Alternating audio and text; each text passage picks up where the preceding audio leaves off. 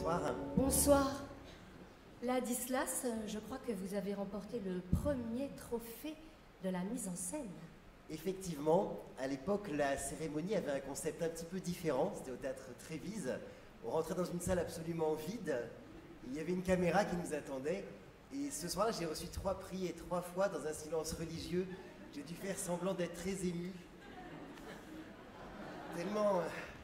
j'ai salué mes parents qui n'étaient pas là, toutes mes équipes qui n'étaient pas présentes.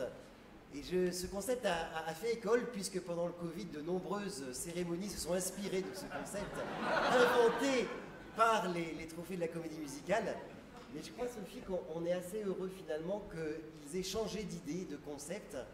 Et quand on voit vos belles têtes d'artistes un peu fatiguées par la durée de cette cérémonie, quand on voit ce théâtre magnifique, ce Casino de Paris si mythique, on a envie quand même à ces organisateurs de leur dire « Mais merci de nous avoir fait une belle cérémonie comme celle-ci !»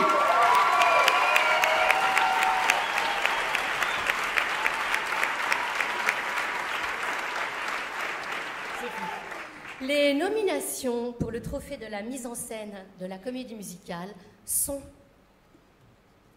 Patrick Halluin pour Exit, David Lescaut pour Une femme se déplace, Justine Edman pour Un songe de la douceur, Alexis Michalik pour les producteurs, Samuel Senet pour Contretemps. C'est bien, vous êtes encore réveillés à cette heure-ci, ça fait plaisir. Le suspense est à son comble. Ça bat les petits cœurs dans les corps, là, des metteurs en scène. Et le trophée pour la mise en scène de la comédie musicale est attribué à Alexis Michalik pour les producteurs.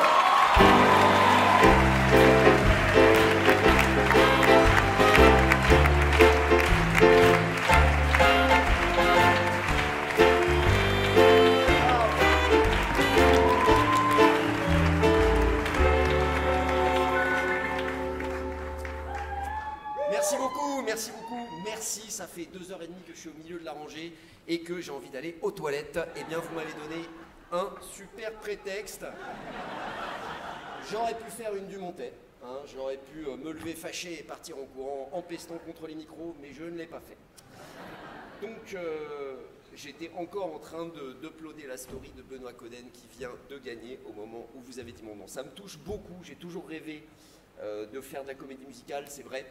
D'ailleurs, c'est pas vraiment ma première. Hein. On avait fait la Mégère à peu près apprivoisée il y a quelques années avec Régis. Voilà, il y en a 2 qui l'ont vu dans la salle. Merci à eux, c'est super. Sauf qu'on savait pas vraiment chanter et qu'on n'avait pas non plus de micro. Et c'était un choix volontaire, contrairement à ce soir. Hein. C'était...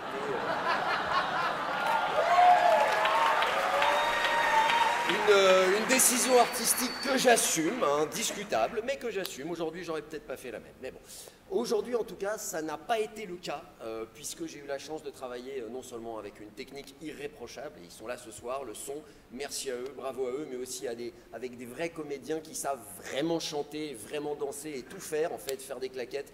Et ça a été un bonheur de bout en bout de les diriger. J'espère que je reviendrai à la comédie musicale, que c'est pas ma dernière. Et je voudrais d'ailleurs féliciter l'organisation de cette cérémonie. C'est pas rien d'organiser une cérémonie. Et moi, je suis venu à l'avant-dernière, donc il y a 8 ans, c'est ça. C'était au Théâtre des Variétés, je crois. Et c'était déjà super, mais là, on passe un step au Casino de Paris et c'est pas facile. Et d'ailleurs, je voudrais féliciter particulièrement la MC de la soirée, parce que je voudrais juste dire que je suis allé une fois ou deux au Molière et ils ont un prompteur, les MC. Et ici, ils en ont pas. Et c'est ça la comédie musicale, en fait. C'est des gens qui font leur métier, qui chantent, qui dansent sans filet, 7 fois par semaine. C'est assez incroyable, même quand il fait chaud comme cette semaine-là. Et un gros bravo à tous les artistes qui ont joué cette semaine, malgré la canicule, dans des salles non climatisées, comme le Théâtre de Paris.